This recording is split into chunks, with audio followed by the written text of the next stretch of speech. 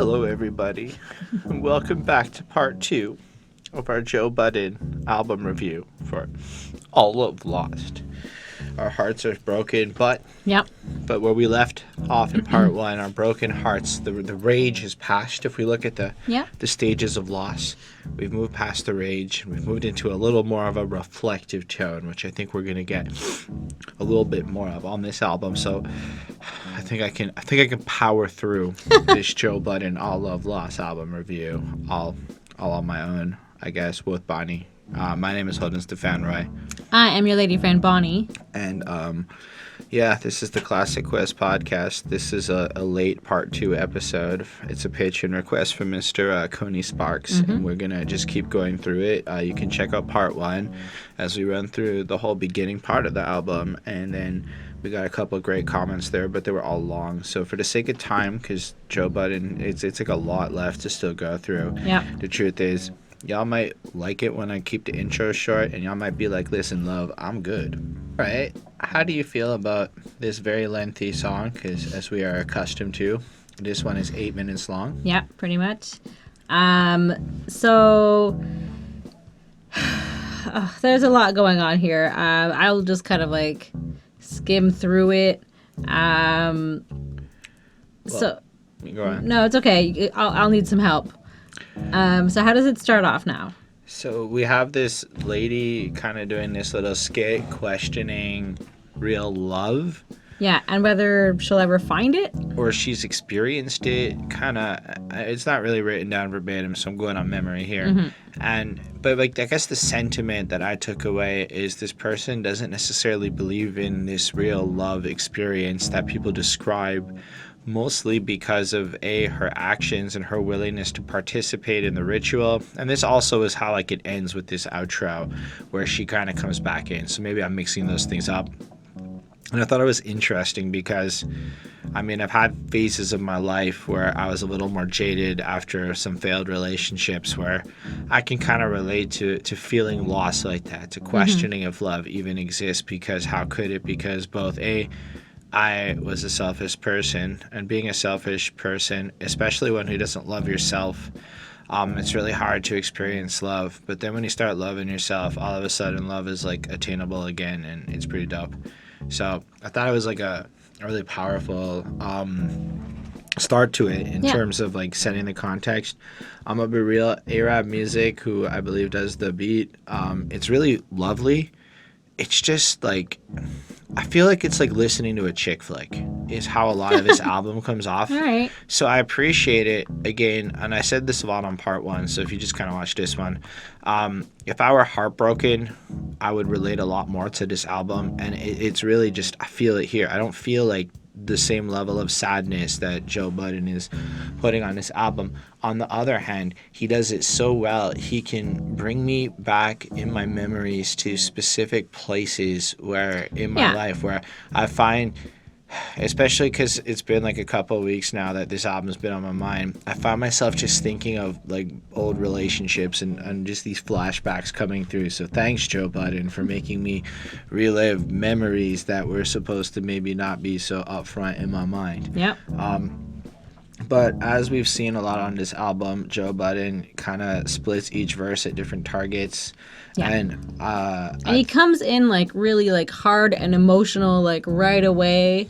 But verse 1 is truly divine, and something I've come to appreciate is when rappers almost go out of their way to share their influences with us, or at least who they feel are culturally significant. Because if you'll notice, this show's called The Classic Quest. Maybe you didn't, but that means we're looking for classics. So this whole first verse is a love relationship complication with hip hop. You did the Common song where I used to love her, right? Yeah. And just as an example, halfway through the verse, he's like, now I'm watching my first love die, witnessing murder. When Common stopped loving old girl, what was he telling me? Cold world. Now she won't dig you without a melody.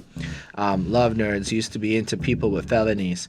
We need a new president. Where the fuck is Eric B? I actually, when I first heard this track, Googled, did Rakim ever wear a dress? Because of that line where he's like, Rakim would never wear a dress.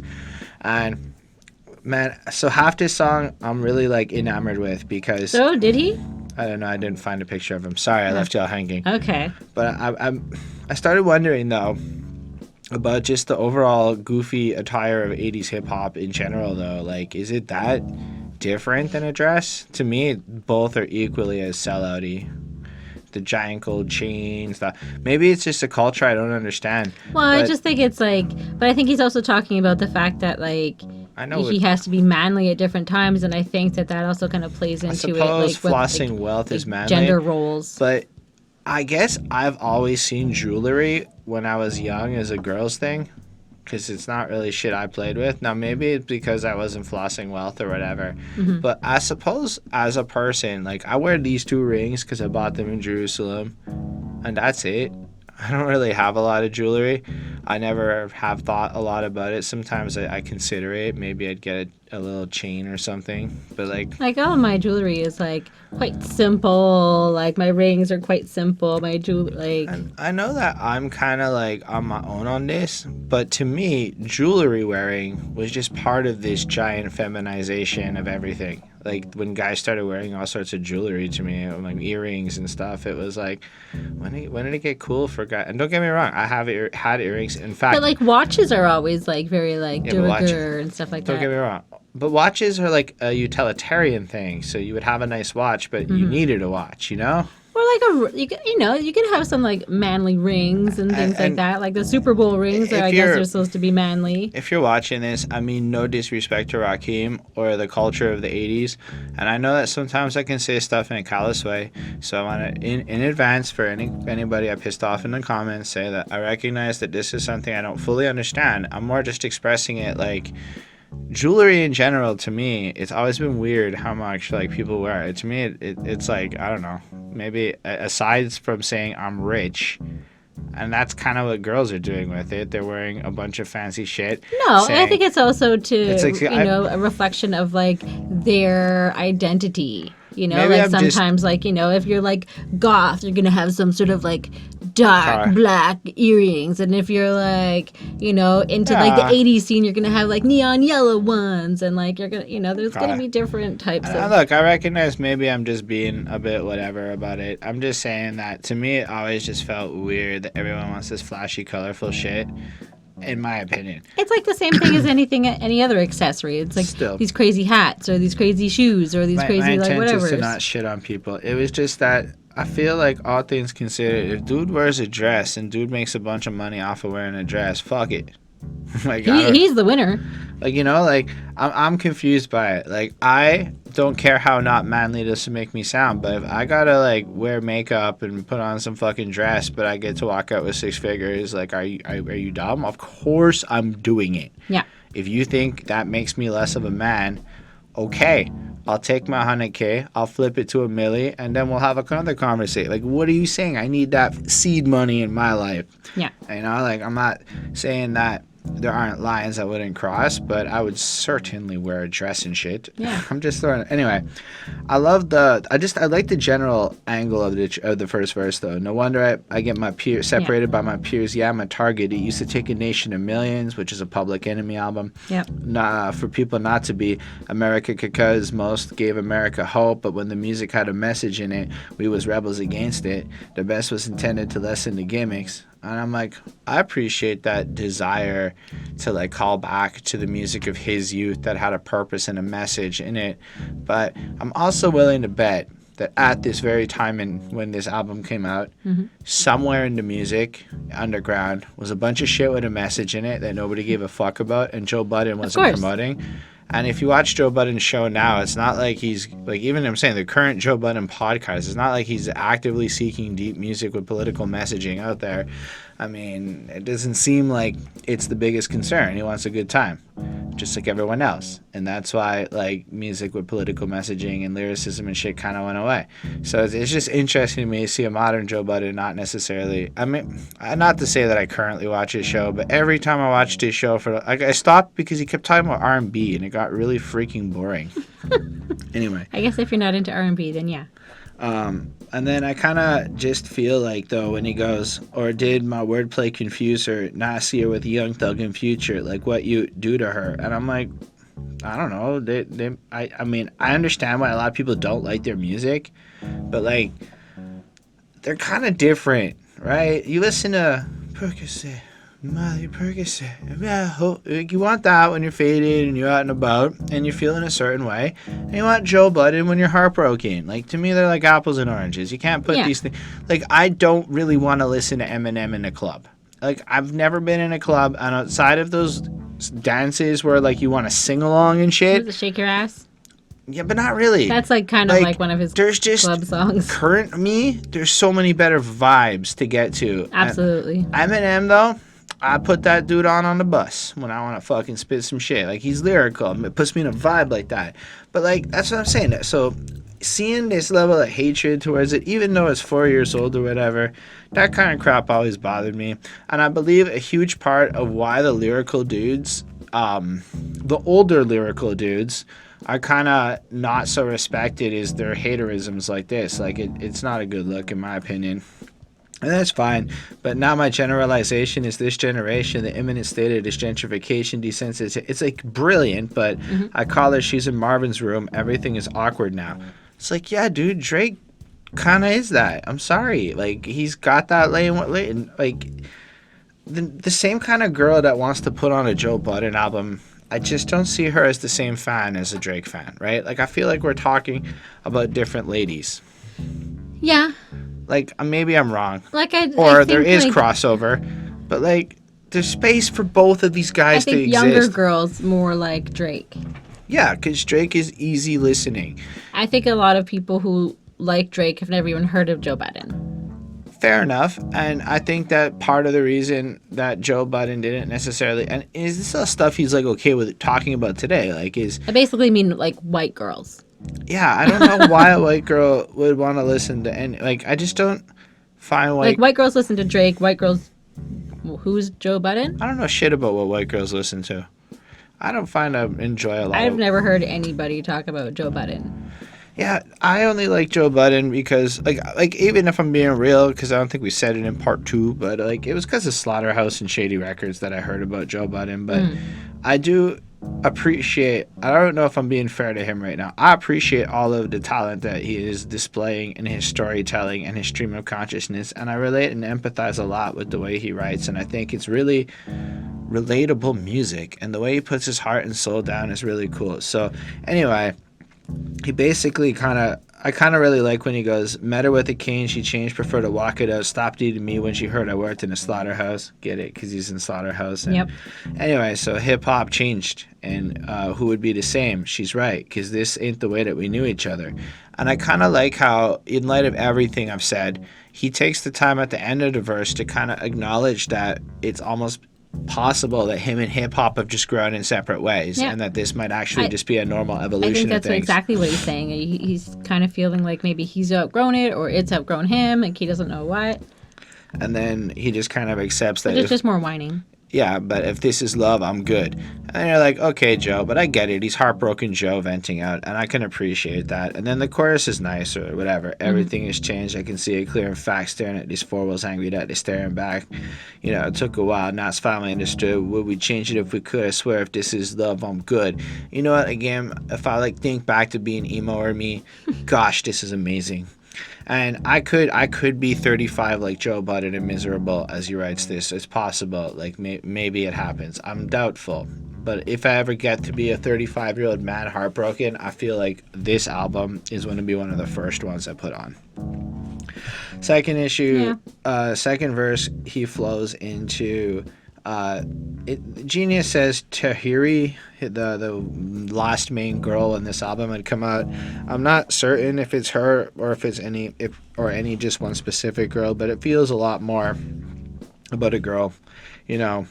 But the tone has changed. It's not so fuck you as we got earlier on the project, and like I had said at the end, it felt like an evolutionary experience. Like, this is totally an album that if you just listen to the songs out of context, it really doesn't convey Joe's emotional growth. And if you it's almost like when you take a stand-up comedian's joke for 90 seconds, put it on Twitter, outrage culture, dude's in trouble, but it made total sense in the bigger picture of things. Right. Anyway, so then Joe's second verse, look, I can't get with you at all. Our issue is taught. You tied to every person now that dribbles a ball. Did I miss a flag? You wasn't fickle before. So evidently, as time's passed in a relationship, she's into basketball players, almost like a fuck you. It feels like history is contradictory. We diss each other out of fun. Shit amuses me. You threaten every girl I'm with. That just confuses me. You say you want kids real soon. Now that's abuse to me. I'm like, what the fuck, Yeah, it Joe? seems a little weird. So, like, it's like if you try to have the conversation about having kids, that's abuse. Now, I don't know the full context of it. Maybe it was on Love and Hip Hop and I missed it. But it's just like, come on, Joe. It's not abuse. It's just, actually, it's grown up. That's normal. Yeah. And it puts pressure on your partner. And sometimes your partner doesn't want to hear a conversation where they're like, I want kids and it's super important to me. You have to make up your fucking mind or else kind of shit. And I'm not saying anything. I'm just like, if you're in that moment, you know, it's not necessarily abuse. It's just a proper conversation that couples have, you know? Yeah. And I get the feeling that in the midst of a chaotic back and forth situation, it could be perceived as like an egregious thing. But at the same time, I'm just going to go with the fact that it's not abuse. It's just a thing she cares about. Like, if you want to be with me, then fine. You have to be willing to have kids. And then I picture him, like, spazzing out, like, how could you say that? Am I not good enough? I don't know. Sorry this is taking so long. It's an 8-minute fucking song. Anyway, and then they cause each other pain and whatnot. And he flows out the whole rest of the verse. And I feel like what's really interesting is just the kind of observation of how even though that they're apart, they can't really help but keep tabs on each other, and kind of like how the ownership is kind of split to both of them. And at this point, it's almost like we're getting another side to it. Like, as much as Joe comes off a certain way, and we hear a lot about how the girls treated him poorly before, and how he was a certain way in the earlier songs. Now it's like we're getting the sense, but yeah, I suppose if the girl is telling you on Tuesday that she doesn't want to talk to you, but on Thursday she wants to fuck, and you go out with the next girl and she gets mad at you, okay, it's kind of mixed signals, and he's starting to make it a little clearer why Joe is in this like completely emotionally abrupt state. And I thought that was a really good twist on it. Then we get the third verse, which is about his son, who I believe there's just complications with, because in this verse it feels like the kid's been told a whole bunch of stuff about Joe that isn't necessarily true. Joe's trying to... And he's, like, fighting for the kid in, like, court. And he has this situation where any kind of visitation requires people to be supervised, and it's all just freaking weird.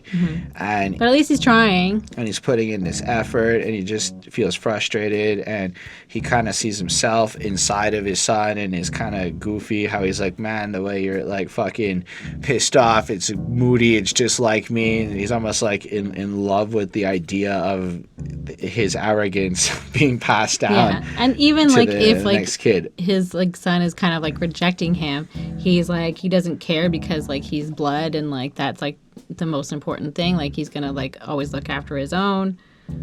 And there's like eerie sort of like background like piano music or whatever, which I guess is like meant to be like kind of emotional, but it's well composed. I liked it. And then I really, really like when he goes, you can think your dad is nuts, little dude. I'm talking to you because you came out my nuts, little dude. And that's my stance on the matter. I won't budge, little dude. Yeah, he's I'll tell that to your mother and the judge, little dude. At our next court date, you're going to see it's true. Funny, and I'm just like, you know what? If I was in that situation, I think I could get basic like that too and be like, you know what, dude? I might be nuts, but you came out of my nuts, so I'm nuts for you. And I'm like, that works, Joe. I felt that line. Like, just the way he, like, yells it out and shit, I feel like somehow when he does the exact same thing, but he's rapping about his kid, it comes off really, like, endearing. Like, the first two verses come off kind of wanky. Like, the first one, fine, complicated hip-hop thing.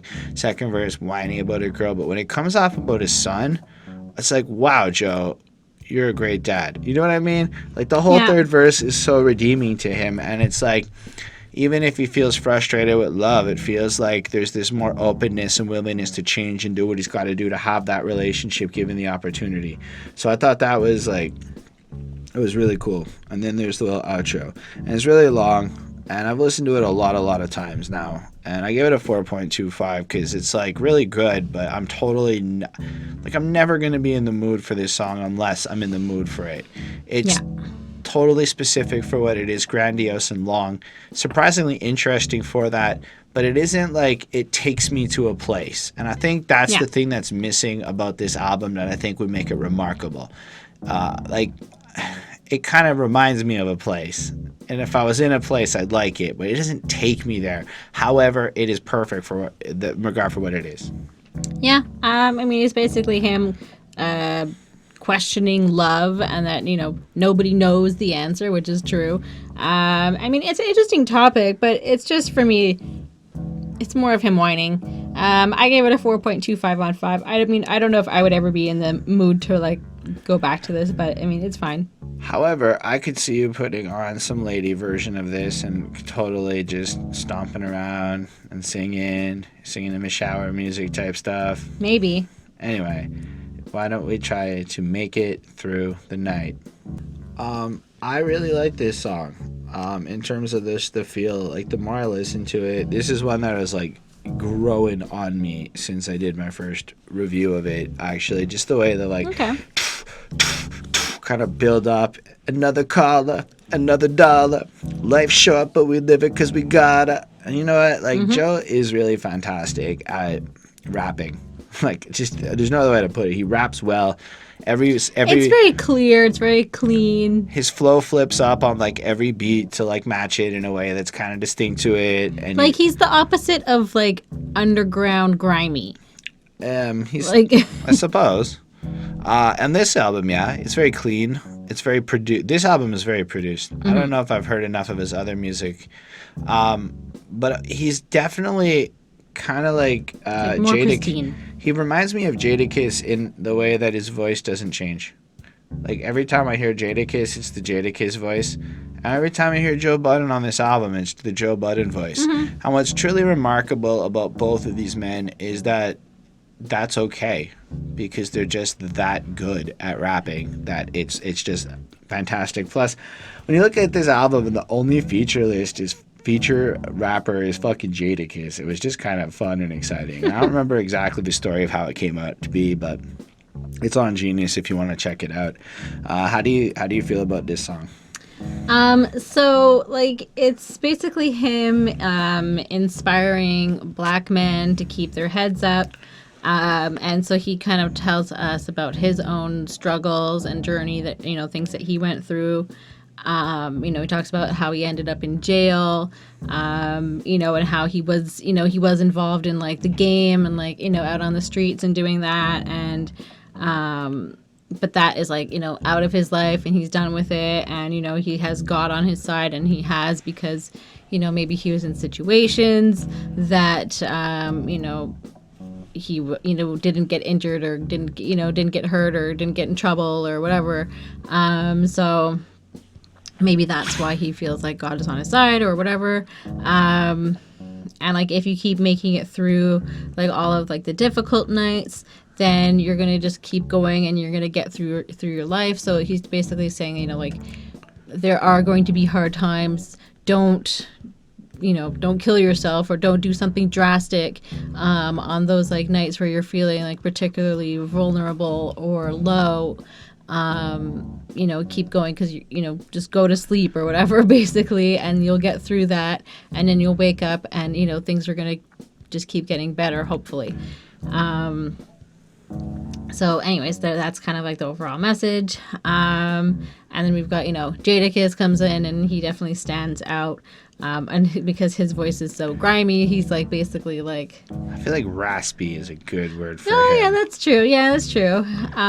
It's just a little. It's very different from the way that Joe kind of comes across.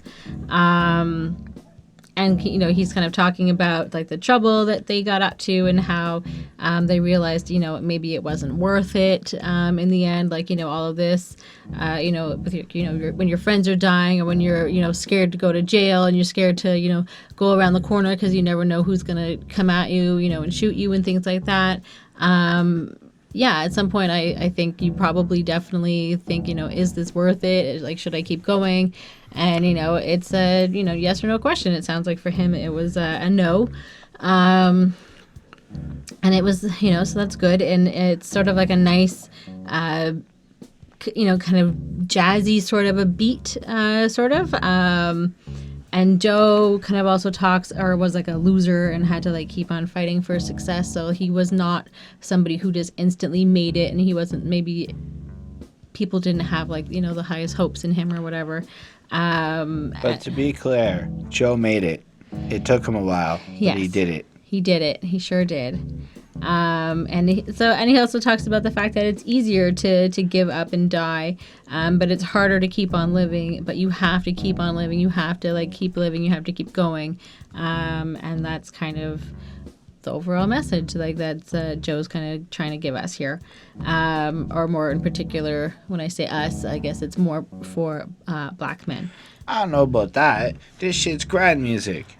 Anybody on the grind, make it through the night. Yeah. I don't care what you, like. But I think it's more target. I think he's relating to like his own story, and I think that's kind of like very fair what he's talking about. But I think he writes it in a way where yes, it could be more specific to, let's say, the hood, but it's also just if life gets hard, keep going. Of course. Let's quote Jadakiss here. Put a mountain in front of you, you just try to move it. Count on one hand a couple people that you cool with. That's just good advice, regardless of anybody, right? Because mountains, they're going to be the obstacles. I think he's talking about something a little different. What's he talking about? Stress build up, then you do something stupid, put a mountain in front of you, you just try to move it, count on people that you're cool with. Either way, they're picking up on they ain't got it. This sounds like mentality shit to me. This sounds like literally obstacles in front of you. But I was thinking of like a mountain of drugs, trying to move it. I mean, but maybe.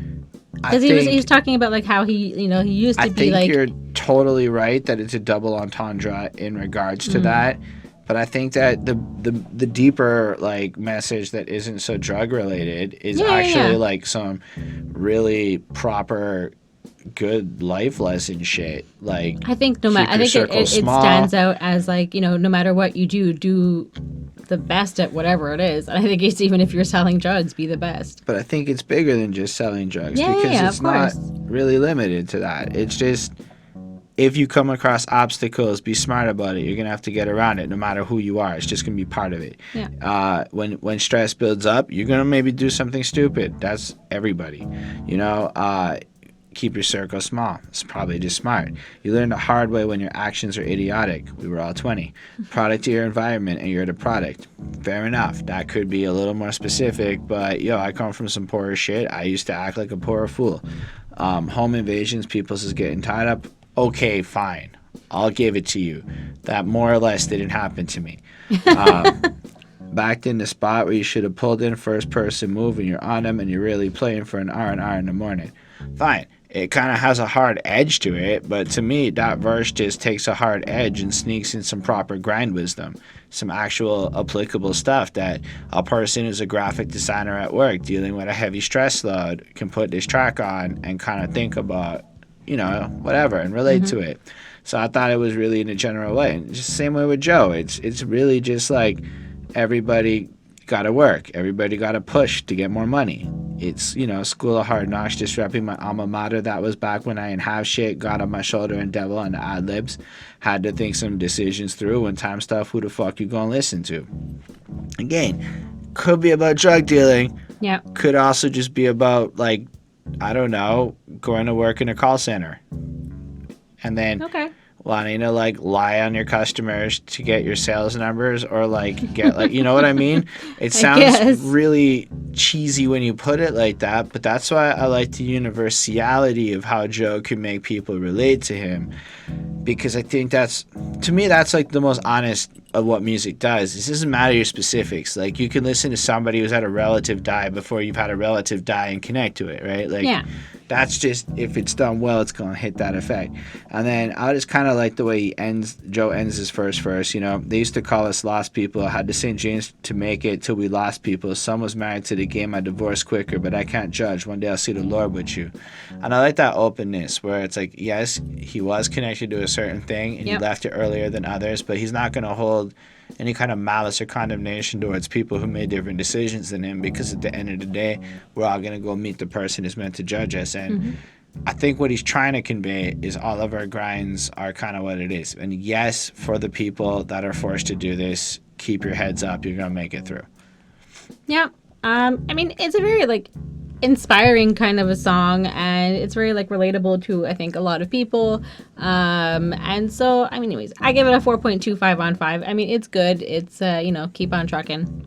Man, it's so good. Like, this one. So, like, as the album went on, I felt like my impressions of Joe were, like, I started liking him more. You know, at first I didn't like him. And then, like, it's because it's stuff like Too Many Nights for Dinner, just ate an uncomfortable sleep, had to open up the oven for heat. Fair enough. That's relatable or shit. I've never I've done that in my life. I've never been that without heat. But only because we didn't control our own heating. Like, I've never personally been without heat, but, like, it's kind of been at a point where, like, I can think 2 moments where shit like that has been comparable, you know? And then only made it out because I fought like a winner. Or, so I was born loser, thoughts of a sinner, only made it out because I fought like a winner. Threats all my life, I'm good. I was all talk, though. Death around the corner, all you got to do is walk slow. And that's a fascinating point where it's like, if you're cautious and you're calm and you're almost like, you're able to make it through it. I guess that's good enough. I really like the track. It's fine. I gave it a 4.35. I originally gave it a 4.25, but it gets bumped up a little bit because I really do feel it. But it's still in that, You'd still have to be in that mood to be lifted up. Like, so far, there's not a lot on this album like that just really stands out as like a song that you can listen to on its own that maybe just, I don't know, kind of engages you without you needing to feel heartbroken, just because the content is in general pretty interesting and substantiated. And in case you were wondering, this was me actually segueing into Slaughtermouse. Honey, I know how good you are at this song. You want to tell us about it, or are you going to just be like, go watch my video? Basically. I mean, I'm not going to really, like, I don't know. I feel Bonnie made like a whole video going line by line through the song on this channel. If you just look up Slaughtermouse lyrics breakdown behind that. Well, we can just link it to this video and put the link down below. It's possible I forget, but it should be there. I'll remind him to put the link down below. That's fine. So Bonnie already did this song and made it abundantly clear to me she did not feel like going through it anymore. She's done with it. I mean, I can just do like the quick summary of it. Do the quick summary for the people. So it all starts off very like intense and very like classical sounding, like kind of like Beethoven, like something like very like dramatic. You know, like, I mean, if you know like your specific classical musicians, Beethoven was more like da da da da, like he was more dramatic. So this one is basically about Eminem, and how he thought that because he headlined for Eminem and open for headline, would that be? He's Eminem, a headliner? And Eminem would be the headliner. Oh, right. Okay, like, I can't picture a world where Eminem opens for Joe Budden. Yeah, never mind. That's not... You know what I meant, but anyways, maybe it's not what I said. So anyways, because he did that, that he kind of thought that he'd make it because of that, like that it was like an instant, like, you know, he's gonna be like the best and the best, but you know, he also didn't realize that he had to work so hard to get that. It's not just going to, you know, come with these affiliations. Yeah, that'll help, but it's not going to like get you to the top. Like, you need to, like, you know, grind and hustle, you know, all the way there. And then basically how he loved Eminem so much, and it's basically like sort of a stan track about Eminem, and like how he's like, you know, like he basically sounds like Stan, and like minus the whole like killing himself and all of that. So he felt that they were similar in very, very many ways, and that, like, they could have been something. So anyways, it's powerful, but it's kind of lame, and it certainly had its time, but it's very dated now. So for me, it's a 4.5 on 5 because it's still kind of an epic song, but it's still a little wishy-washy. So, for one thing, can we take some solace in the fact that it's only 4 minutes and 51 seconds? True, yeah. That's a big one. And let's just touch on the end. It kind of cuts off. It just ends with, it's how I feel at the moment. And then it's kind of fading as he says that. Mm-hmm. And Joe Budden annotated this and Genius and said, the song was a lot longer. I probably could have had it be like the whole album is just this one song in terms of how long I was freestyling for and doing my thing. But that's what it is. You got to cut it off at some point. So this was as good as anything. Nobody's ever going to hear the other bars type shit. Yeah. I'm like, okay, Joe Budden. Because he has to be so dramatic. I mean, it's an interesting title, Slaughtermouse. And I feel like he sees himself as the mouse, right? Mm-hmm. Slaughtermouse being a play on Slaughterhouse. And I feel like he sees himself as the weak link in the group, the outcast. And I say this with the nuance of having spent a riveting 2 hours listening to Joe Budden scream about Eminem in his podcast, which is one of the greatest things on the internet, is that episode of the Joe Budden podcast. Yeah, it's something. So I kind of have that hindsight. But when you listen to this song, though, it's really interesting because it feels like he wanted to write a diss song and then realized that it's not so much that he's mad at Eminem, it's that he's sad he's not as good as Eminem. Mm-hmm. And he can't Eminem. Like, he can't do that particular side of things. And the song has a certain flow to it where it's, again, very stream of consciousness. It's not very focused because he does get sidetracked to talk about his group in the middle of it for a second. But just the way it starts. Well, doesn't he have, like, ADD or something? Well, yeah, but I also just picture him kind of being a little loopy, well, just rapping. He's a little bit like out there. But like, he's been rapping at this so long that he just needs to walk into the booth, I bet, open his mouth, and a track can pop out. Like, I'm not going to give him anything less than that. Like, this sounds like he freestyled the whole fucking thing, and it just sounds really dope. And then it just turned out to be like that. I could be wrong, but it kind of, the way it sounded to me in his annotations, like, this was just him pouring his heart out on the mic. Like, he was just, maybe drinking a little bit, went in, let out, and look, it was around 99, baby, coming while I was at rock bottom. Ironic shit, I was listening to rock bottom. Pocket rabbit ears, no paper, lot of cotton. Had some charges stemming from me and my squad robbing, And he starts walking us through his life, and he's like talking to Eminem and pointing out that like his life was bad too, and he's emotional, and the way he's introspective, he's like, wow, that's fucking cool. I never heard anything like that before.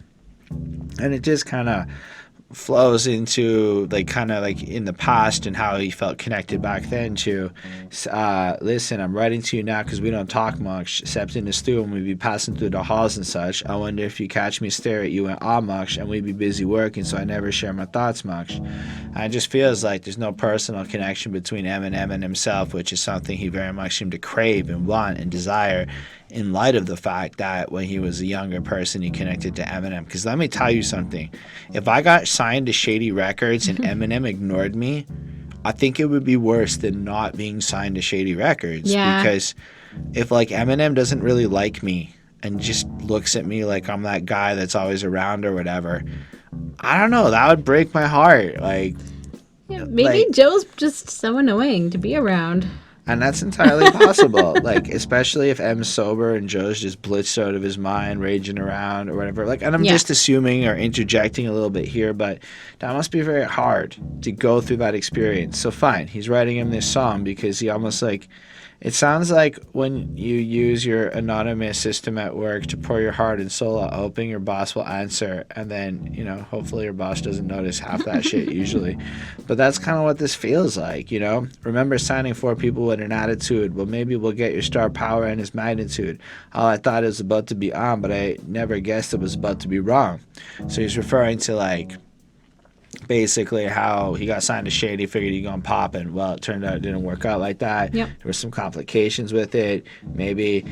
And then if you listen to his podcast, you know that there was a lot of creative directions between Joe kind of wanting to recreate their mixtape sound for their core audience and everyone else being like, let's just make these pop fucking albums, get out our record contract, get famous, and do what we gotta do. So Joe didn't want to necessarily pursue it the way he should have. And then as time went on, I guess he realized that this was a shady records and investment, and it was their way or the highway, whatever.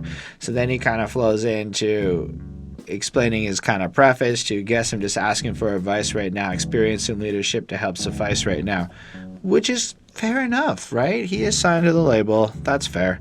I guess I'm asking, how would you do it before I do something too stupid, before I lose it and or get our views lucid, whatever. And he's just kind of putting it like, I don't want to have to sell out and do some dumbass shit and kind of pop off in a bad way. And then does it in a provocative and interesting way when he asks Eminem, do you think you'd be as famous now if you had to put out My Name Is Now, the way the game is now, alpha lyrics, shit is shameless now? And that's an interesting point, because there's almost a 0% chance, I think, that if Eminem started today, it came out today, the exact same dude, that his shit would work, because there's a million of him doing that now. And like, what I'm trying to say is, if Eminem hadn't done it, somebody else would have. And then if he came in today and was a young rapper trying to rise up in this climate, knowing everything it is that's happening in 2015, could you just drop My Name Is and expect it to be the banger that brings you through? No, absolutely, it would never happen. That's just the facts of the situation. And you can tell because Eminem has been desperate enough to do features with any hot lyrical guy in the last year that, it's moves you don't see from a guy except for when he's trying to capture a youthful market. And anyway, I don't necessarily... Trying to stay relevant. Very hard with the wrong market. It's like chucking his fans away. So in a sense, I think like Eminem is actually going through the same struggle as Joe Budden in a different way, because at a different time while breaking records. It's so fucking weird. And then he kind of points out, you got to be cool, complex, and pitch for it if I want to get my shit off. And I'm like, how is that different than having like 5 mics from the source or whatever? Like, Joe, like some of the arguments you're making are kind of whack and whatever. And then I dress like shit. I'm just the best when I spit. I'm like, well, maybe don't look sloppy. Like, like if I came in and I know sometimes it happens, and all of my shit stained and dirty. I know sometimes. It's like, I look sloppy. You guys would respect me less. Like, I forgot to shave up here, a little less clean. Like, people fucking care about their shit. So if people care about it, try harder. And then he's like, guess what? I like the Bad Meets Evil album better than, like, everyone else. Kudos. Like, what is your... I don't know, man. It's almost like he's saying, I put out this level of love to support you. I expected something back from it. And the fact that he turns it transactional, it kind of says a lot about the insecurity of Joe Budden. But he's also made a whole album about his insecurities, and he's also doing good now. So again, it's all back to that moot point where this is such a fascinating move, because really this is a guy pouring his heart out, and then he kind of questions his ability to fit in with Slaughterhouse because everyone else is witty and lyrical. And let's be real, Joe Budden probably does this story shit better than anything else. Like, I feel like Joe Budden is a soap opera on this album, and I really like it because it's a good soap opera until you get bored of it. But he points out how talented he is, and he beefed with people, and he's got this, and he is feeling like a stan because he's being a stan, and then no record label will ever label me. My morals ain't for sale, can't under the table me. And I'll be honest, at this point, I feel like he had lost focus. It's no longer about really Eminem anymore. It's all about how Joe's doubling down on being Joe. And I feel like it's actually a smart place to cut it. Would have been a little earlier. Had he just cut it when he said, I'll cut it short before I start feeling like a stan, ended it there, and then never said the rest, I think it would have been a better track. It would have got a slightly higher mark, but he kind of lost me at the end there I don't know. I feel like we had a really focused, interesting experience looking at his place in the music career, kind of questioning things, using Eminem and his relationship as this great buffering point, and then it's all about Joe and I'm like, okay, bye, Joe. Yeah. I gave it a 4.5. It's really impressive for what it is because there's no chorus, there's no anything. It's like 5 minutes of Joe rapping, and up until the very end, I didn't really get bored. And I think that's an accomplishment. And I think that all things considered, even when he does an 8-minute song, at least the first 2 or 3 times, you're kind of enamored with it. How you feel on your 6th listen, it's a different story. But yeah, what'd you give it? Like I said, I give it a 4.5 on 5 as well. All right. So the question is, where do we go from here? I don't know. Yo, for me at least, I had this revolutionary moment, or not revolution. I guess I just had this like moment of revelation as I listened to this track. Because verse 3 ends, and chorus like, I don't really know where we should. Anyway, the singing part, where do we go from here? And then Joe's talking over it and shit, and you're feeling it. And then you hear, he goes, Parks, let me get one more. And you just kind of go, oh, Parks is his sound engineer. Now, maybe everyone who watches the Joe Budden podcast knows this because it's like Rory and Mal and Parks, you know, right. Like, so, and I'm like, it's the same Parks. Oh, shit. And then I'm like, oh, shit, another verse. I remember like it just happened. Scratch that. Can't dismember it. It just happened. And that's him freestyling and shit. Like, he's just sitting there. And then he annotates it, well, if you say the sound engineer's name on a track, he's going to leave it in. And I'm like, okay, Joe, it was just funny. And I'm like, you could just picture him going all day long. Like, I could just picture Park sitting in the studio. Another one. Eating a sandwich. Oh, shit, he's been at this for like 37 minutes straight. Okay. I don't know why he's eating a sandwich, but that was my imagination running. So, you didn't do a whole video about this song. I did not. How do you feel about it? I mean, it has a nice opening. Like his beats are like always like, you know, well made, well put together. So like that's something that's like very nice on this album. You know, and I think it also shows that like Joe is like clearly like a perfectionist, and like he wouldn't settle for anything less on this album, and like even like a little bit to the extreme, like OCD kind of situation. And this one is sort of about like his issues, you know, with girls again, and how he keeps going back to, you know, this one, and how he keeps going back to her, and, you know, but like treating her like shit and using her for sex, and, you know, kind of says he doesn't want her for long term, and just kind of like plays like he doesn't really give a shit about her. And then it kind of like fast forwards, and, you know, he gets dumped by her like 7 months into like the relationship, or like into like this whatever. She wants to like add labels or whatever. Yeah, because, you know, she wants something more serious, and then, you know, so then it's a no-go. That's relatable. Yeah.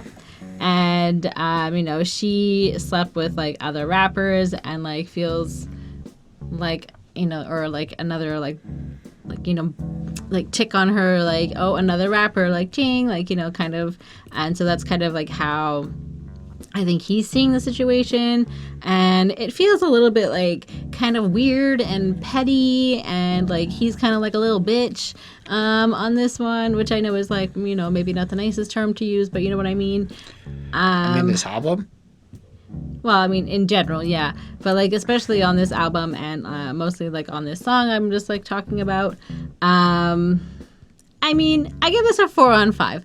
Like, the composition is good, and then I was kind of confused, like, did she die? Like, there's, like, some like, communication, like, issues. And also, it's too fucking long. Like, again, it's, like, 7 minutes and 11 seconds. Parks, let me get one more. Bonnie's like, come the fuck on. Like, yeah, like, I just can't. That's it. I mean, I feel like, if I'm not mistaken, this is one where it was about a particular person. Yeah, I think so. And he sent it to her, and she's like, fuck, fine, Joe, you can just do what you want. Like, it might not be this one, but at least one of the songs is about a particular girl. But this one, I feel like it's there. And, I mean... I hope somebody warns girls about him. What I really like, well, Joe Budden is warning girls about him. Yeah, and true. That's true the enough. thing. Very true. And that's something he's touched on a lot, is how the fuck can people act like you don't know me? Or, like, if you date Joe Budden after listening to this album... Nope. I mean, there's a degree of you need to understand who Joe Budden is. He is holding nothing back. Like, and the truth is, Bonnie, you ain't got to adore him or keep it friendly. You ain't, and even if you ain't for him, don't be against him. Okay, I'm not against him. You're kind of against Joe Budden. Off the record, Bunny hates on Joe Budden. I don't hate on him. I think he's a whiny little bitch. He's not going to be my best friend. Against him. Am I going to invite him over for dinner? No. I would invite him over for dinner. I know, if he was in my house and chilling here, I would just be like, okay, hey Joe, I would be friendly with him, but I don't want to have a whole conversation with him because he's just going to get into some sort of extreme shit, and I'm just going to be like, nah, I can't do it. That's true. She is like that. But I kind of like the way he puts it out. Like, time's passed, whatever. You don't have to like me or whatever. Just don't be my enemy. And I kind of respect that. Your people tell you ignore me and say it simply, but you get lonely and call me. That always tempts me. We get caught in a moment and then we fall back. Then I get horny and you take that as a crawlback. I'm like, gosh, I've been there, done that. I didn't do it in my 30s, but I definitely did that in my mid-20s. But the whole thing is that it's honest and it's relatable, and I do think that especially in your early to mid 20s, there's a lot of people living out exactly what Joe's painting in this picture that he's putting together.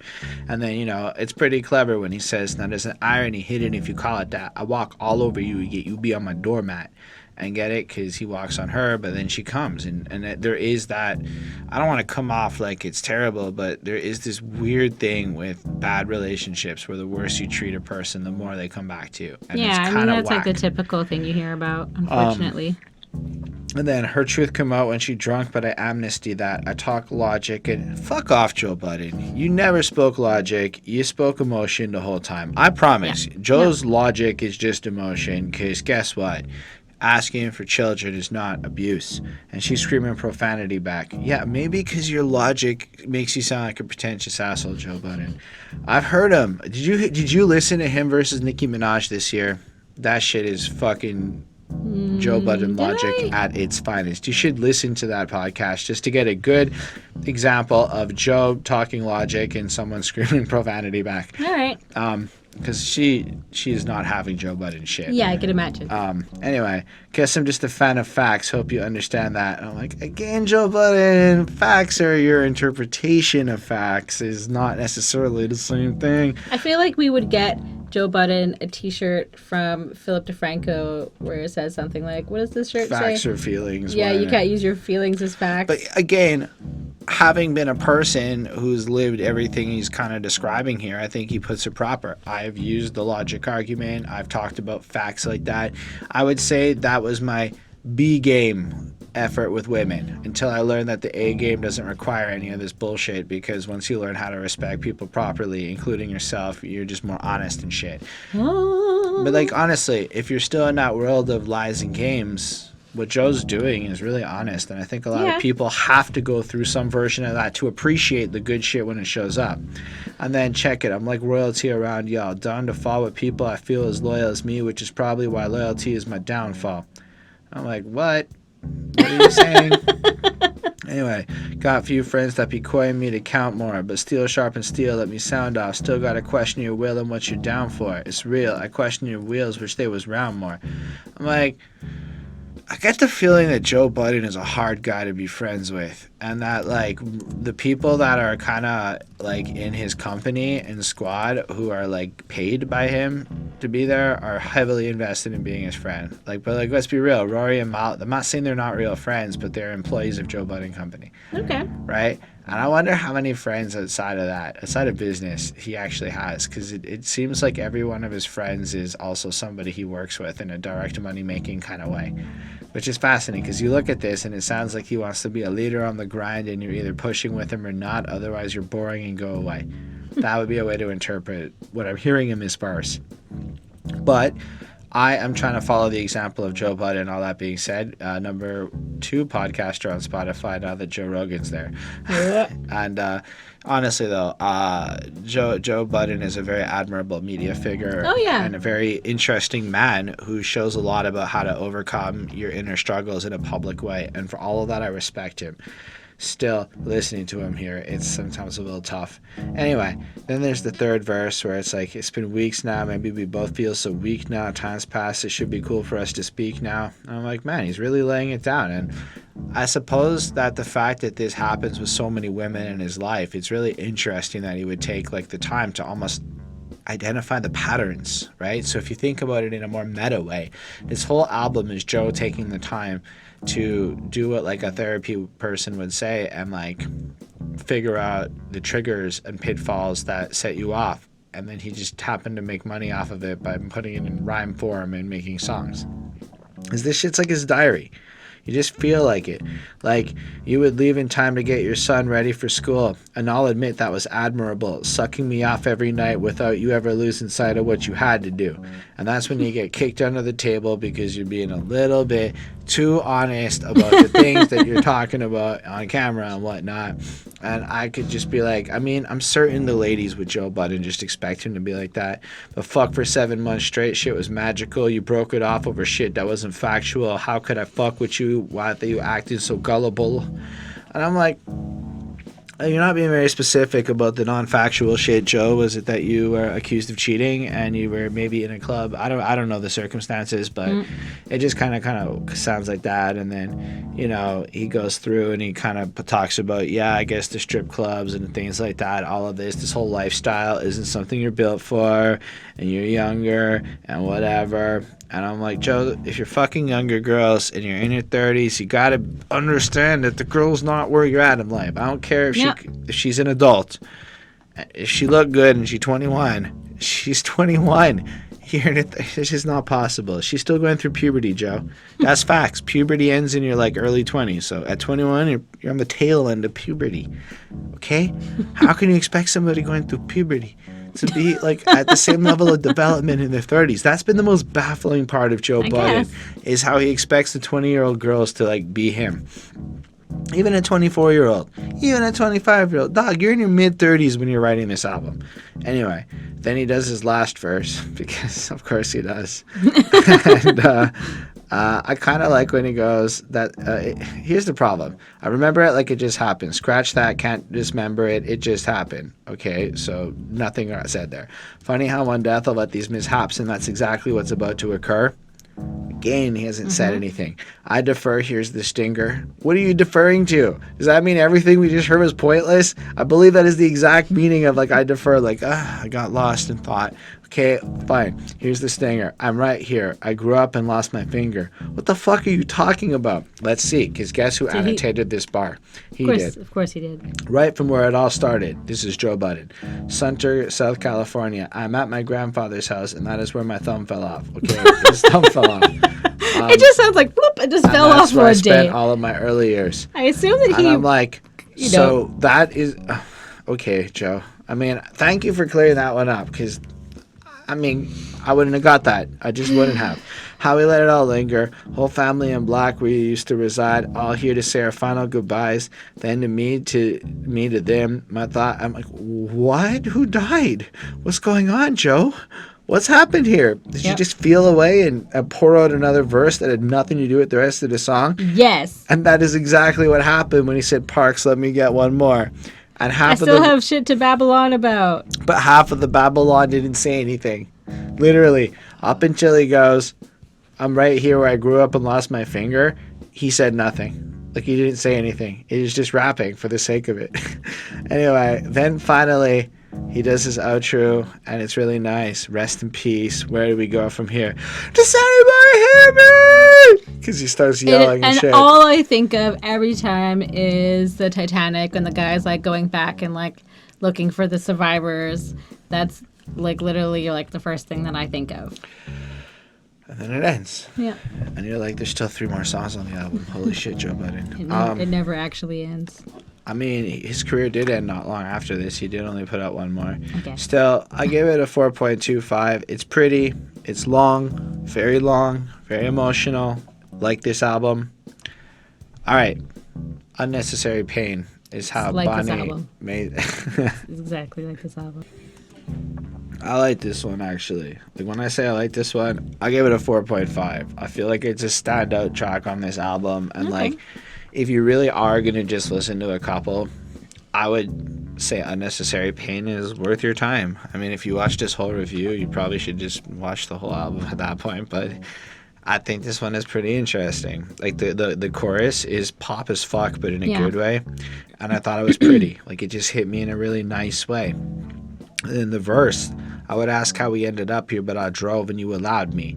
Or maybe it's only me that remembers it. And I'm like, oh shit. Like, we see as the album goes on, it's less about bitch you hurt me to, okay, maybe me and my actions, I am actually the cause of it. Yeah. And again, it's like an album where if you don't listen to it in order, you can't fully appreciate the transformation. But like, if you really have ever gone on any kind of a redemption journey of having gone from a selfish and shitty person into somebody that's at least just trying to be better, because I feel like it's like being an addict. You're always going to be shitty in your soul, and you just spend the rest of your life trying to be better, right? Well, and that's the goal, right, for everybody. Not to be a drug addict, but to be better. So I just think it's cool that after all of this journey of trying to understand the feelings and emotions, as Joe Budden's put it out, we're at a point where it feels a lot more like he understands what he did in the consequence, what you're kind of getting out of this one. And I really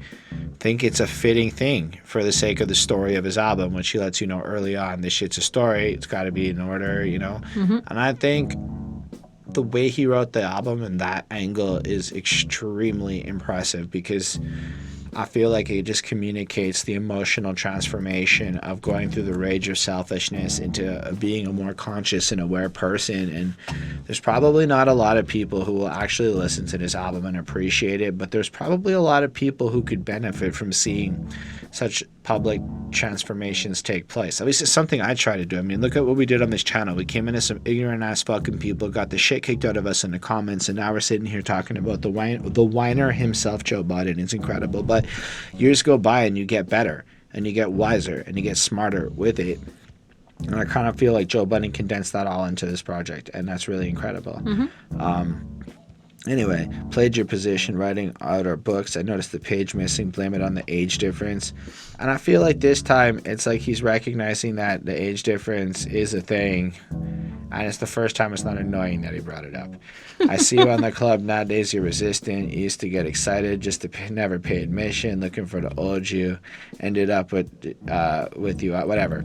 And he's just kind of like, okay, now you got your new girls. And then my favorite lyric on the entire fucking album, the most Joe Budden moment on this project, is a bunch of ugly broke bitches. I know better than. I ain't trying to say them hoes using you. Well, actually, who would I be kidding? Yes, I am. I just thought, yes, I am. Yep. Shit, man. He can't even stop himself. But you know what? It's the most honest Joe Budden moment. And even in the middle of it, his own thing. But it's like, he's like, I'm right. But also, I understand I maybe pushed you to this point. And I thought it was fucking funny. I sold a dream, and when you couldn't have known the cost of it. Knew my love came with a pain, and I still offered it. And that's an interesting point where I've at least tried my hardest in my love adventures to convey that I'm complicated and, whatever. Seeing your weight loss, knowing I'm the cause of it. If that ain't my signature, then shit, somebody forging it. And, the pressure to look a certain way, to be a certain thing. If you want to be with me, maybe it's the drugs or the whatever, the lifestyle that comes with it. Yep. And so I just kind of like feel like, wow, this song is when it just kind of clicked for me how deep and dope this album actually is in that regard, even if you don't really want to listen to a lot of it most of the time because of how specific the subject matter is. Anyway, second verse is pretty good too. I done gone so long not giving a fuck that it's no longer erratic. Now it's a normal habit. Even when I go my way, I gotta have it. Bury me in my sweats on and the bitches in the casket. And it's just like this jaded, having gone through it so much time that basically his life kind of boils down to sweatpants and bitches. Like, it's really powerful, in my opinion, All the waiters and words, I let him loom on every verse, real enough to write it on my tombstone.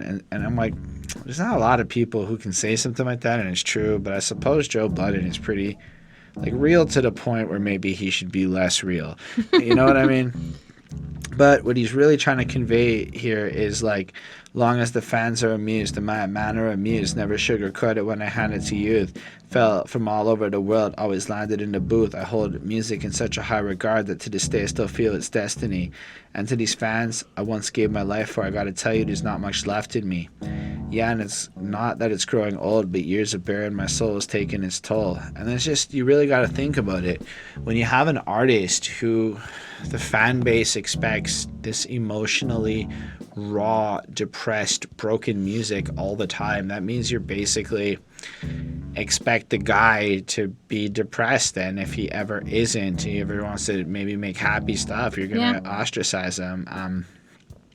And then the music paid such a toll. He wasn't able to be a father or whatever. He can't regret it. He's apologizing to his son. And I feel like, in a sense, this track in the second verse flips again from being the girl part where he owns ownership there, but to the other side of, you can tell he's in his mind ending his rap career and it's over and he can't do this. Like, he loves it, he wants it, and then he does. And the next album is his last album, and that's just it. It ends.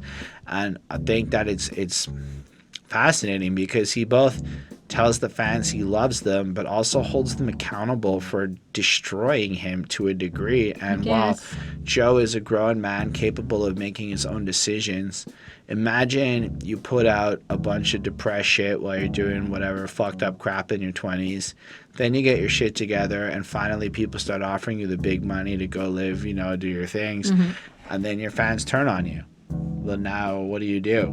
If you want to keep being the music guy, it seems that your only choice is to be miserable. And I've come to see with fan bases that fan bases don't often care a lot about what the artists actually are as a human. They just want what they want from the artist. Okay. And they collectively congregate to, look at Britney's fans, because you can relate to Britney Spears' fan base. Britney Spears' fans do not give a shit about Britney Spears, the human being. And that's just the facts of it. They pretend to care. They're so worried about it. But really, it's, when will Britney give me the next entertaining moment in my life that I can fawn over? Yeah. She's a commodity to these people. She's not a human being, and they do not give a shit what she has to do. Fuck it. She got to do coke. Do coke. They don't care. They don't. And that's the truth of fans. Sad. And I say that recognizing that there are possibly people who consider themselves fans of our channel, but I also don't think that I attract the kind of fan base that's that bonkers, to be honest. Just the normal kind of crazy that we like. Well, no, but I mean, I could see how a Joe Budden's erratic character would attract maybe more of that bonkers fan base that would go that in and obsessive with it. Okay, yeah. Whereas, I mean, I guess I'd be really flattered if people ever were that obsessive over me, but I don't know. I don't think on this podcast I would do it. Maybe in other things in my life, but I feel like in the podcast it's just I try not to be. I don't feel like we're that. I feel like we attract grounded people. Maybe I'm wrong. Maybe that's what we hope for. Maybe this was just a weird tangent. I don't know. I don't think a lot about the marketer in me sometimes wonders about the psychographic data related to our audience, but I guess one day if we ever pop, we can go to a convention and meet some motherfuckers. Anyway, this is a nice short, kind of sweet. The bridge and chorus are really nice. I really like it, and I gave it a 4.5 like I said at the start of this section. All right. Yeah, I mean, I don't have I'm not gonna go too far into it. This one I found was a little bit more sing-songy. It was more melodic in that sense, but still kind of obviously sad. It's kind of his go-to. It sounds like he's talking about a young girl that he was with and how he ended up very low and couldn't handle life with him, and I think also too to her, not necessarily to her detriment, or her fault. I think he's a hard guy to handle. And then, talks about her being very thin and trying to keep up with the standards of being in the spotlight and things like that. And it's is she eating properly? Is it the drugs? It's all that kind of situation. And he ends up in these types of situations because of his own choices and because of the way he is.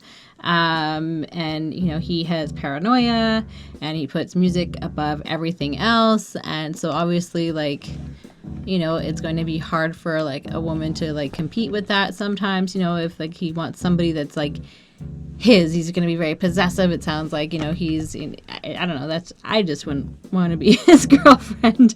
And it's just like him being a lot more whiny.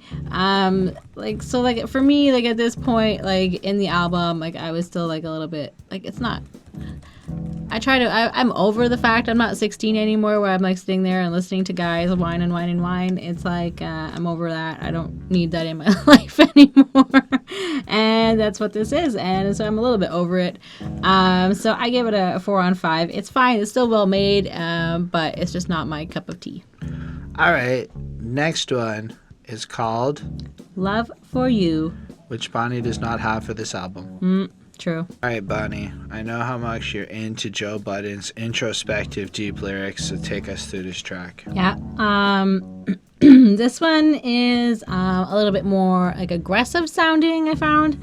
And this is just him discussing and ranting about his issues with the rap game, with the rap music, with the industry, like all of that.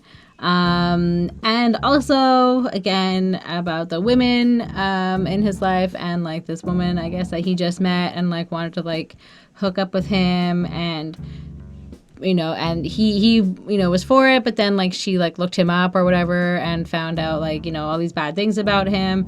So I guess she wasn't so down for it in the end. And, like, how he feels like his, like, city isn't there for him and... like life was easier before he was famous, which, I mean, is not an uncommon thing that you hear about. So this is just him sort of like ranting about that. The beat is really interesting. Like it makes me think of like something you would hear in like a nightclub, I guess, sort of, or like a lounge or something like that. Some of these like, anyways, so, that's pretty much it. So I liked some of the lyrics. So when Jackie called me, nothing else really mattered. Was scared, sounded frantic. I ain't want no parts of that. Said the ambulance came. Might be a heart attack. Was leaving work, nearly crying on the phone. In rush hour traffic just to see you dying alone. Just seeing you dying alone. So I thought that was kind of... again, it's like the same sort of like this is like this dramatic situation that's happening, to like this, I guess Jackie was like his girl and, that she basically like almost died, I guess. She died alone. So he feels like, I guess, regret for that and regret for not being there. And, so it's sad that this girl... It was his dad that died. Was it his dad? I got the feeling because he's like... popping 20 bills. Sorry, I don't know where it is in the lyrics. So yeah, for Pop had to get that knee surgery. Guess that affected his bladder. So when Jackie called me saying nothing else really mattered, was scared, sounded frantic, I didn't want a part of that. Said the ambulance came. So to me, it kind of sounds like something happened and it led to I death. thought it was Jackie was dying, but okay, my bad if I misinterpreted it. So I mean, it's definitely about like his different like issues in his different relationships with women, with rap, I guess with his father as well. I mean, it's nice. It has a kind of a calming sort of flow while still sounding, or like beat while still sounding hard. So I thought that was kind of interesting, like the little contrast. So I gave it a 4.2 on 5. I kind of like the calming beat to it. It feels like almost pensive and whatnot, Mm-hmm. and it feels like we've come a long way with Joe at this point. And now that he's kind of let the dust settle, he's gonna kind of give us his thoughts. And it's almost like these two last songs are like a big hurrah. This is the burst at other people before we get to the truly introspectiveness that'll come on the next track. Right away, like, look, you liked me better before you knew my history, before you knew who I was. That's when reaching our potential felt likely. Now, that's such an interesting lyric because I think it's true about a lot of people. You see, let's say you met me or you see me here. You people watching this don't really know me. You don't know what I do. You don't know my dirty secrets. You don't know what I'm into. So, like, one day if I ever get famous in interviews and my life gets more exposed, or maybe I end up on a Love and Hip Hop like thing and you start to see who I am, maybe you like me less. I mean, we see it a lot where people follow a creator and then find out some dirty secret about their like private life and they just turn on them completely. So true. It seems that knowing the details of a person's history, especially in a drama-oriented place like YouTube and other such things like the internet, it changes it, right? Because it's not really about the art. It's like people create these images for people. So I just thought it was fascinating, you know? And I feel like in a big way, this one's talking to like this specific girl who maybe he met back in the day, and it grows with her. Probably that one that he was with for a while. And when he met her, he wasn't that popping. And then as time went on, people kind of get to know him. And then, you know, some of the headlines are true, some of them are false. He's not going to admit it, but it's kind of like sometimes the things bother him, and he's starting to realize that, I guess, having his whole life on display has led to certain complications and certain things, and he just doesn't necessarily understand why people treat him the way they do, or why people perceive him the way they do. And, you know, kind of questions, you know, Jersey City like me better before when I couldn't leave. You know, it's like an interesting line, like, yo, when I was too poor to go anywhere, everybody loved me. Now that I'm rich and I can do what I want and I have that power, it's over and people don't like me anymore. And it's interesting. And then love and hip-hop is a questionable choice for anybody. I just don't understand why people would want to do it. Anyway, so I feel like he really flows through questions about his father's passing and just kind of shows maybe these moving things. And he just kind of ends the first verse like, if I take something for granted, I don't want to give it back that way. For real, that's how shit get lost. Let me chill. I like it better when I'm not talking over my thoughts. Now listen. And it almost sounds like he's getting a little bit past the need for pure verbal diarrhea for the sake of, you know, like he's kind of working through it and understanding things at a deeper level. And then you got the chorus, and then it feels like the second verse focuses a lot more on hip-hop. And, you know, it's not a singers want to rap, the rappers want to sing. Personally, I liked it better back when rapping was a thing, because now if you want to hit the high notes, when the hook come, you got to hit the high notes. The labels want to sell singles. I'm selling a story that'll just taint the message. I guess that's the lyric I was thinking of a bit earlier. But yeah, so like his album works in the sense of having a story, but if you look at half his choruses and shit, there's high notes. It's whether or not he's hitting the high notes. It's like, I mean, yeah, the reason the rappers want to learn to sing is because the rappers don't have to pay people to get shit done. The more in-house it is, the more you can learn to do on your own, the more control that you have and stuff. So, I mean, there's a utilitarian evolution to why a lot of it's happened, more than just record labels. Anyway, and he just kind of looks at the game like it's people don't necessarily like it anymore, treat it the same kind of way. And I feel like, I don't know, in the second verse, he's really just focusing on his current lifestyle and how maybe it's a little out of place. Now listen, I liked you better when you wasn't in the spotlight, was too addicted to it, said some shit that was not right. I'm not really sure what he's talking about. It feels like actually this is a specific person. So when you work so much, I couldn't complain until I learned she was getaway, escaping from the pain. The strippers talk to me like I'm the therapist. That scares the good girls away. They don't know the hell I get. And I'm like, I don't know, Joe. Some of the situations you put yourself in seem like you don't have to put yourself into those situations and you wouldn't have to be there. But on the other hand, maybe the good girls are boring.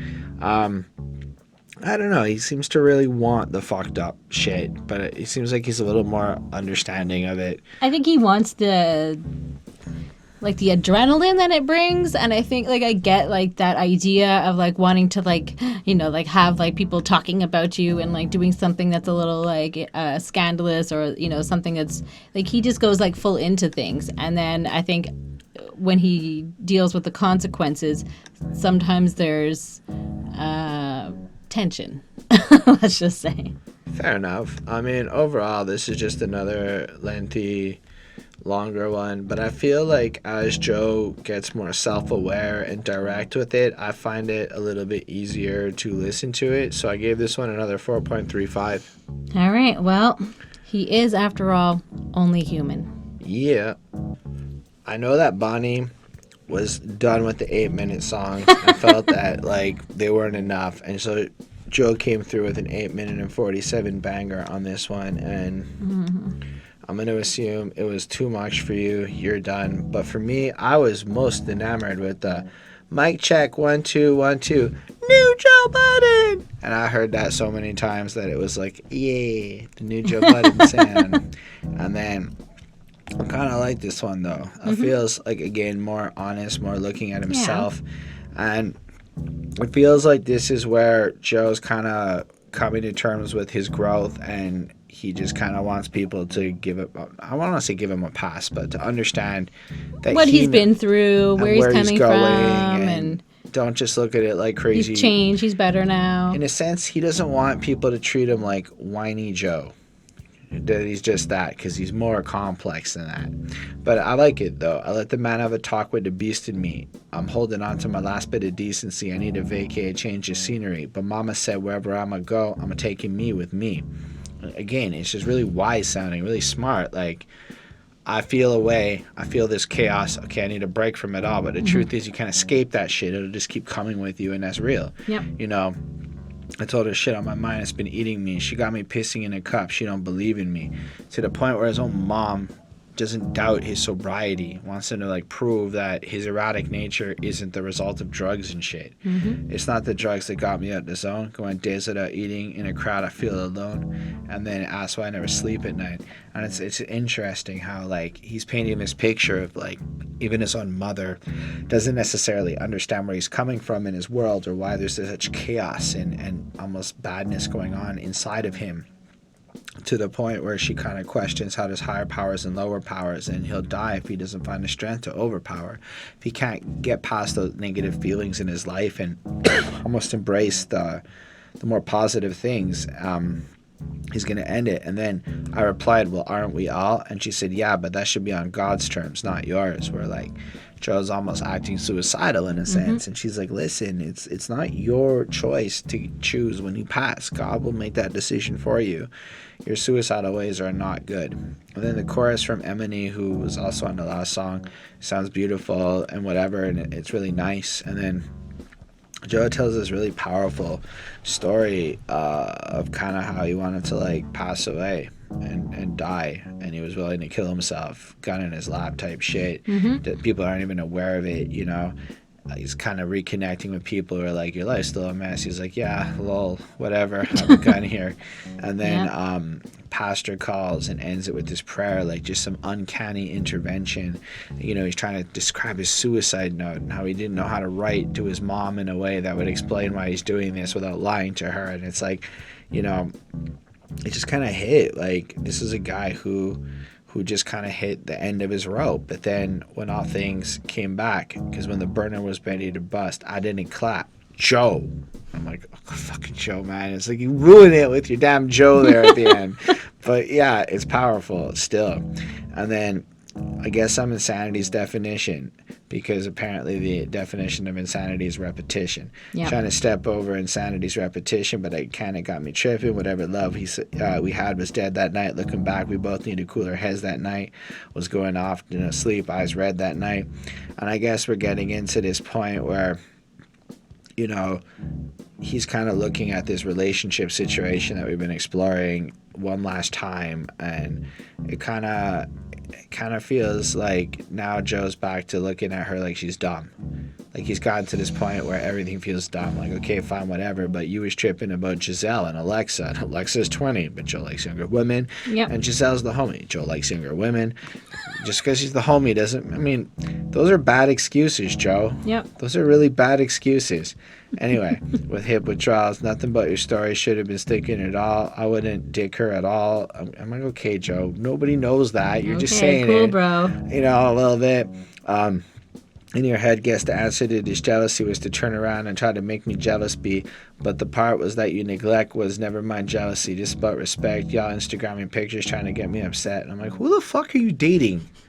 Like, seriously, I don't have these problems in my life. How is it you have these problems in your life? Because he attracts them. Sorry, I'm not famous. Maybe if I was a famous person, I think famous or not, he would still end up with situations like this. You're right. He'd probably have the local New Jersey ghetto version of it. He'd have a Snooki kind of situation, or I don't know. I famous. I never watched any of those, so I'm just saying. Can you imagine if Joe Budden fucked Snooki? Anyway. Who cares? he left shortly weeks ago. You can hide his hoe. I guess the part where I lose is now they got my face plastered all over the news and being falsely accused, and I don't understand. Was this part of a plan? I guess I'll tell the whole truth when I understand how you tell the cops I have guns in my house. So, it's kind of a stressful situation he's going through. You attack me, but I'm the villain over a fucking iPhone and feelings. Check. You never seen me act like a jerk. I know. And I'm like, okay, Joe, you're losing me again. And then it just kind of ends. So, like, on the one hand, it's very real. It's very honest. It's very powerful. It very much does its thing. And I really like it. And I give it a 4.5. And I could see how it would be a 5 if it was, like, half the length and a little more concise. Yeah. On the other hand, I don't know. I feel like if Joe Budden edited, it would be a little, like, stronger. Yeah. So for me, it starts off with, like, nice piano. I enjoy that. I always have. I don't know why. Ever since I was a kid, I always enjoyed piano music. Maybe it's just human nature. I don't know. Does everybody? I don't know. This is about his struggles with like depression, addiction, about him, giving up on life, being a little bit suicidal, and like how like his friends and family got together, and held an intervention for him to kind of like get him clean and get him better. And he talks about his connection with God. So maybe that has to do with it as well, is that, he, through God, he was able to like get better and like, do what you need to do. And I think there's often like that spiritual connection, or always with AA and like the 12 steps and like that kind of system or whatever it is. So he feels that there's too much pressure on him, and, he has mental issues, which caused, or maybe like the trigger for a lot of his addictions, and like what kind of caused it seems. And, maybe not being like diagnosed properly or taking the wrong medication. Like, I mean, that there are things that could have, triggered, like drug abuse. And it feels very real. It's very honest. Thought about his, the reason that he didn't kill himself is because he thought about his mother getting a call that he was dead, and he can't do that to her. Like, he just was like, no, I can't do that. And he has to make himself better. He has to change. And like, this is sort of like he's telling himself like this is his second chance at life. He's going to live it to his fullest. He's not going to fuck up like he did. He's going to learn his lessons. Whatever. And then he's talking about, he goes on about his relationship issues, and, talks about, his, I don't know, I guess the conflict or whatever that he was texting with this girl. And it seems like he likes lots of girls. It seems that there's always different girls around. And then like how, I guess like, he starts trusting these women, and then like how like maybe they're not always like the best, and that they kind of like report him to the cops for having certain things, or like he refers to having guns in the house, and just because she's jealous, and she's like that type of personality, type of character. So maybe steer clear from women who are like dramatic like that if you're trying to keep it on the low, but he's clearly not. It's emotional. The reality is that ass. That's the most important thing here. That is true. Sometimes I forget these things because I'm not a man. But anyways, it's long. It's emotional. It's like reading somebody's diary. And like almost like you need to know like what's going on in his life to kind of like understand it, but you can kind of like get the gist of like what he's going through, what he's feeling, and whatever. But it's like, why am I reading this diary? How about I just leave this alone? But so I gave this a 4 on 5 because it's fine, it's good, it's honest. It's too fucking long. All right, I believe that's Bonnie's summary of the album. It's fine, it's good, it's honest, it's too fucking long. Yeah. I gave this album a 4.366. I think it's a really powerful album for what it is. And I think in the realms of it, why it stands out is because while there are a lot of emo rappers out there that have existed... I feel like this album is just only good at one point in your life for that one thing once. But I also feel like it feels its purpose, and that it's just that there's almost like a giant vacancy in hip hop for, I think, this kind of album. Fair enough. Because you get it a lot in rock music, you get it all over. Everyone's got like fucking, you know, My Chemical Romance and shit like that. But like it feels like that same kind of a void is like a My Chemical Romance. Right. And so I imagine as more people make better versions of this album goes down in relevancy points. This album's relevant only as long as people don't make more concise, more meaningful, less whatever. Like, this is a great project, and I think it has its like purpose, and I don't want to take away from it because it's rapped so well. The music. It's also good on paper.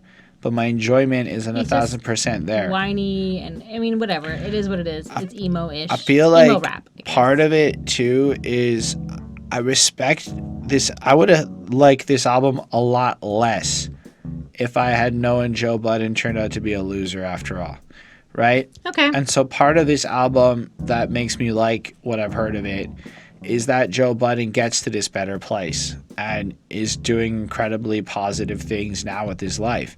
So seeing its role in his growth and development and him setting that example is really important, but it's almost like I like that more than I like the music. And it's honestly because of the beat choices. It's so beautiful the whole way through, but it's like I'm never wanting to listen to that kind of stuff. Like there's nothing on that album that is really in that realms of stuff I would put on a playlist and listen to. Yeah. That's all I gotta say. Yeah, I mean, I feel like I've said, you know, everything. It's long, it's whiny. But I mean, it is well composed. It you know, as like OCD as Joe is, I mean, it makes for a good quality album, that's for sure. It definitely has like a very cleanness to it, very well produced. You know, he definitely spills his feelings on this one. So, I mean, if you're into that and you like want to sit down and like feel with him, you can do that on this album. So I give this a 4.25 on 5. It's not a classic for me, but I mean, I guess people like it. I feel like it's not a classic because I don't think it's timeless, and I don't think it's but what I think this album is for this era a really good project for people going through that specific thing. Anyway, thank y'all for watching. Totally means the world for us. It means the world to us that y'all are here watching this. Feel free to leave up a comment. Tell us what you think about anything. Feel free to respond to you. If you liked it, you can hit the like button. You can subscribe to the channel for more reviews. And special thanks to the patrons Ismail Gadamsi, Chris Prado, Jonathan Barnes, DJ Black, Hurricane, Lindo Williams, and Coney Sparks, the guy who requested us to talk about this emo-esque album. Finally done. We did it. We got through it. And so, yeah, thanks for requesting it. Thanks for the support. They helped us get a new camera. They get to tell us what albums to review. They helped us be on Spotify and stuff because apparently that costs money.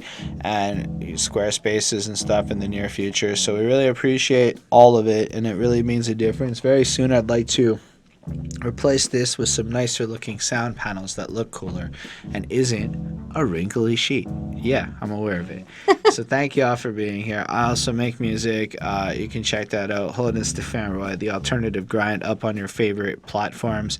Let me know what you think about that. That would be real cool of you. And it's also on this channel. And y'all are dope. And yo, live long and prosper, everybody. Bye, guys.